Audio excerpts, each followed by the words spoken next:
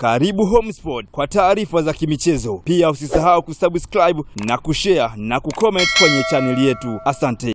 Mechi ya Simba dhidi ya Singida huwa ni moja mechi nzuri sana. Ila moja ya kitu ambacho nilikizingatia kwenye mechi ni baada ya kuiona lineup ya Simba haina kiungo mkabaji kiuhalisia. Yaani hapa nikasema hebu ngoja ni focus na Simba ambayo itakuwa haina mpira, nini ambacho kitakuwa kinaendelea. Nikagundua mifumo miwili kutoka kwa kocha Steven Baka. 1 4-1 4-1, 2 4-1-3 4-1-3-2. Yani kwenye 4-1-3-2 Libasa Gay pamoja na Elim Panzu juu. Katikati yupo Chama pamoja na Anicet Ula pamoja na Morris Abraham. Tena Chama na Anicet kuna muda walikuwa wana switch. Yani mmoja anakaa center mwingine anakaa kwenye half space. Nyuma ndo unamkuta Nio Maema, afu nyuma unakuta ile line ya wachezaji wanne. Kwenye 4-1-4-1 ni wakati ambao Gay anatoka kwa Elim Panzu anamwacha peke yake, anakuja katikati na kutengeneza idadi ya wachezaji wanne, afu nyuma anakuepo Nio Maema, afu nyuma ndo unakuta ile line ya wachezaji wa mwisho wa Simba Sports Club, kwa maana ile wale wakina Derek pamoja na Ismail Tule, bila kusahau wale fullbacks wao. Kwa hiyo tactically nikaona mwalimu amelenga kuweza kufunga zile access zote za wachezaji wa Singida kupitisha mipira katika maeneo ya katikati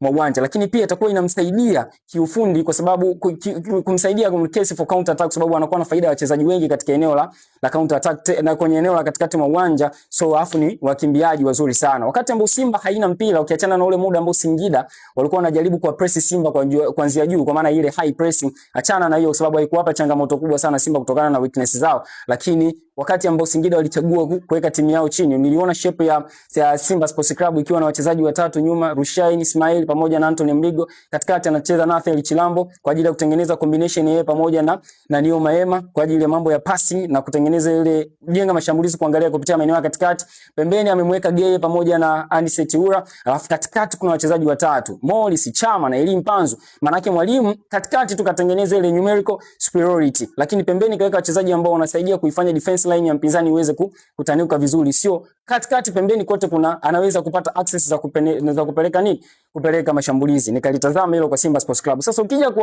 kwa Singida Black Stars walikuwa wamecheza vizuri sana, wanakaba kuanzia juu, lakini ukabaji wao kuanzia juu high pressing ambao haina coordination nzuri, kwa maana yake unakuta mtu yupo na mtu mwingine anafuata mpira, kuna space mahali mchezaji wa Simba akimove kutoka alipo na mtu akaja kwenye space anaweza kureceive mpira, Simba ina progress mashambulizi and wanakuwa katikati sana. Yani ni ukabaji ambao wapo katikati, yani kama wamebanana, yani wide area unaziona ziko wazi. Wachezaji wa Simba wamefanya mikimbio mingi, nadhani hata goli la kwanza limetokea upande huo. Ukiniuliza kuhusu goli ambalo Simba ameruhusu, honestly sikuweza kutazama vizuri move kutokana na namna ambavyo hata wewe mwenyewe kama umetazama mechi nadhani utakuwa umeona.